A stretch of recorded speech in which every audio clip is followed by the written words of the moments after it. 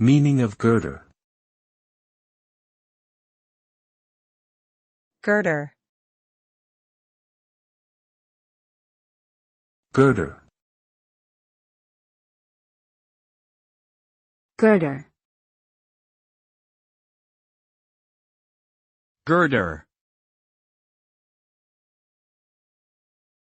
A girder is a type of structural component used in construction. Typically made of steel or concrete, girders are long, horizontal beams that support other building components, such as floor joists or bridge decks.